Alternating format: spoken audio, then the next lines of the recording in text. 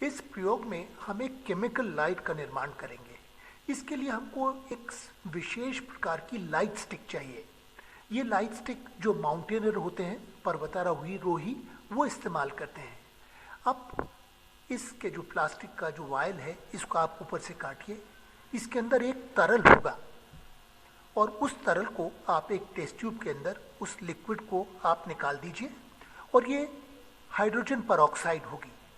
इस ट्यूब के अंदर एक कांच की ट्यूब भी होगी जिसमें गुलाबी रंग का एक तरल है और इसको कहते हैं ल्यूमिनॉल, और यही है जो ग्लो होता है, एकदम चमकता है। अब इस कांच की नली को आप अच्छी तरह से तोड़िए और इस गुलाबी ल्यूमिनॉल को दूसरी टेस्ट ट्यूब के अंदर निकाल दीजिए। तो गुलाबी वाला तरल ल्यूमिनॉल है और सफ़ेद वाला तरल हाइड्रोजन परऑक्साइड है।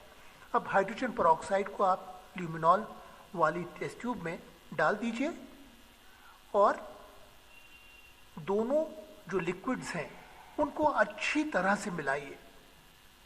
और आपको एकदम अचरज होगा कि अंधेरे में जाएंगे तो ये मिश्रण जो है एकदम ग्लो होगा, एकदम चमकेगा बल्ब जैसे। इसीलिए जो पर्वतारोही हैं वो इसका इस्तेमाल करते हैं कि मोमबत्ती जलाने से शायद टेंट में आग लग सकती है, पर इसमें आग का कोई खतरा नहीं है। आग के इस मॉडल को आप बिल्कुल सामान्य चीजों से बना पाएंगे। इसके लिए 15 सेंटीमीटर व्यास की एक प्लास्टिक की गेंद, एक पीवीसी का ट्यूब, ये एक एक्रिलिक की शीट है जिसके ऊपर आप बटर पेपर चिपका दें। ये स्क्रीन का काम करेगी जिसके ऊपर परछाई बनेगी, बिंब बनेगा।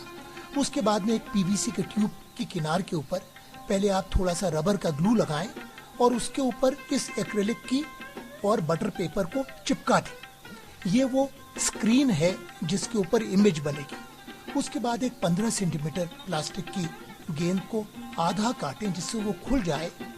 उसमें एक और छोटा छेद होगा, यहाँ पर थोड़ा सा फेवी बॉन्ड ग्लू लगाएं और 10 सेंटीमीटर फोकल लेंथ वाला कॉन्वेक्स लेंस चिपका दें।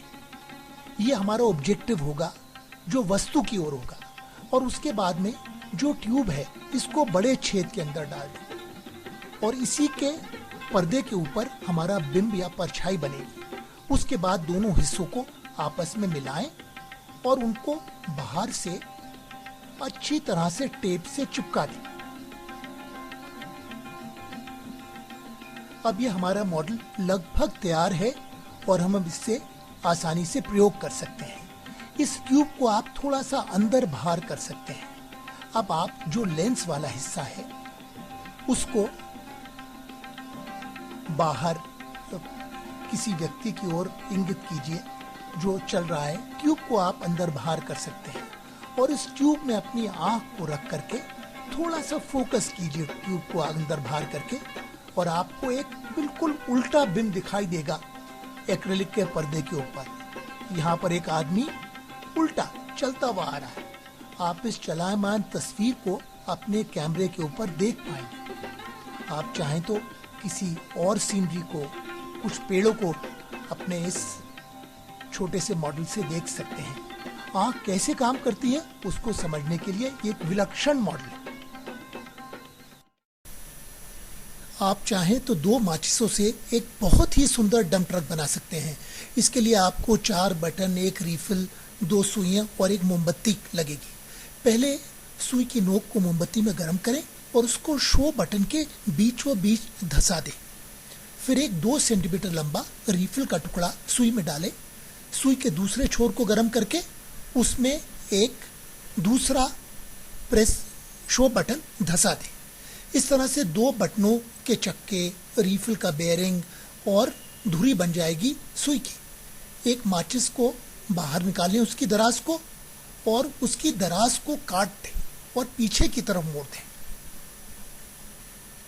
फिर पीछे की ओर थोड़ा सा गोंद लगाएं और गोंद को सूखने का इंतजार करें और फिर इस छोटे से फ्लैप को जो भारी खोखा है उसमें अंदर की तरफ चिपका दें। ये माल लोड करने वाला डाला बन जाएगा ट्रक का। उसके बाद में दूसरी माचिस लें, उसकी दराज को बाहर निकालें और जो बाहर का खोखा है उसका 1/3 हिस्सा काट करके फेंक दें। 2/3 वाले हिस्से को एक ड्राइवर के केबिन जैसे दराज में खड़ा करें और उसके पश्चात दोनों माचिसों को आपस में जोड़ दें। इस तरह से डंप ट्रक का आकार तैयार हो जाएगा। फिर ड्राइवर के केबिन में एक छेद बनाएं और उसके अंदर एक टूथपिक फंसा दें। अब आपका ट्रक लगभग तैयार है। उसमें 2 जोड़ी पहिए या चक्के टेप से चिपका दें। ये पहिए बिल्कुल आसानी से घूमेंगे और आपका डंप ट्रक भी सड़क के ऊपर फर फर भागेगा।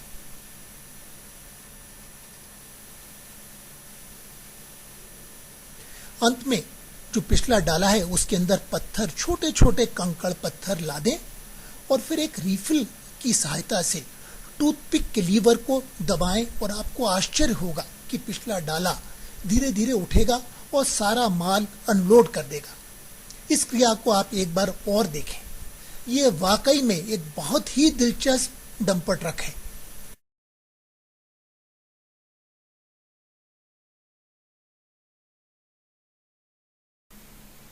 आपने किसी नट को एक तनी रस्सी पर बांस लेकर के चलते देखा होगा। ये बैलेंसिंग बाइसिकल उसी तरह की है। पहले कड़क कार्डशीट से एक फ्रेम बनाएं। फ्रेम के बीच में एक स्पेसर है। इस फ्रेम के ऊपर एक तार का बना आदमी बैठा दे। ये देखिए नीचे आपको स्पेसर दिखाई देगा। उसके बाद में मोटे कार्डशीट की गत्ते की 2 घिरनियां बनाएं। इनमें गहरे खांचे होंगे, ग्रूव्स होंगे। ये बड़ी घिरनी को आगे लगाएं और छोटी घिरनी को पीछे। उसके बाद में जो बीचों बीच में रीफिल है वहां पर एक तार का एक छल्ला लटकाएं और इस छल्ले में भारी वजनदार नट या चुंबक लगा दें। इससे सीजी गुरुत्व का केंद्र नीचे हो जाएगा और फिर इस साइकिल को आप एक तने डोरे के ऊपर टिका दें। उसका संतुलन कायम रहेगा और जैसे ही डोरे के सिरे को आप उठाएंगे साइकिल दौड़ती हुई दूसरे सिरे की ओर जाएगी और जैसे ही इस सिरे को ऊपर उठाएंगे वो पीछे बैक गियर में वापस जाएगी। इस तरह से आप साइकिल को आगे पीछे घुमा सकते हैं। यहाँ आप मिस्टर पोद्दार को देख रहे हैं जिन्होंने इसका डिजाइन किया है। ये एक बहुत ही रोचक और मजेदार खिलौना है और इससे आप घंटों खेल पाएंगे।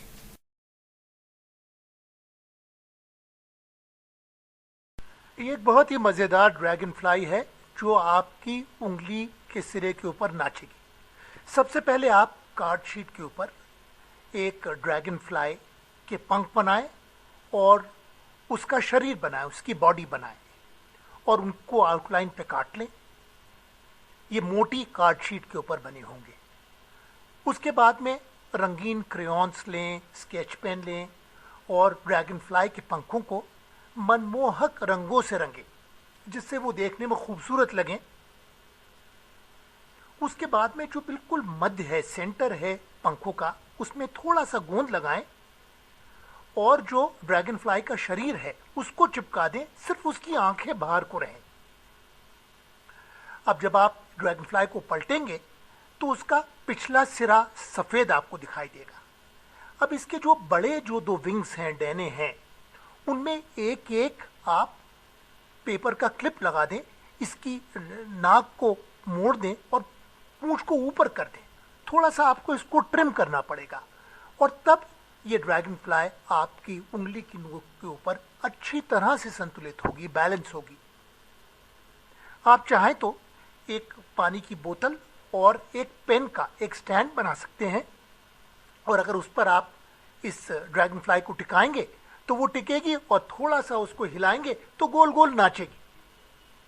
आप चाहें तो उसको दबाएंगे तो एक ही जगह थिरथिराती रहेगी।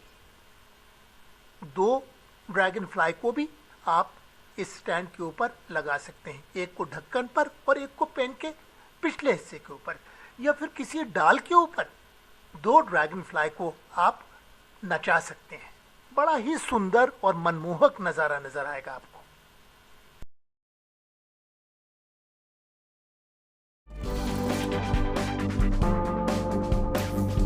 Je suis propriétaire de compagnie Bachot qui produisent jouets en bois.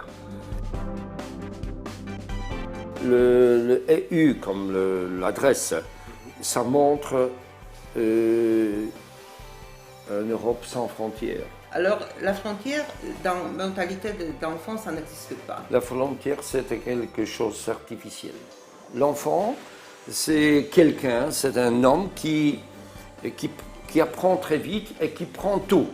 Pour nous, c'est très important que les enfants, pas par conscience, mais par présence, apprennent les formes.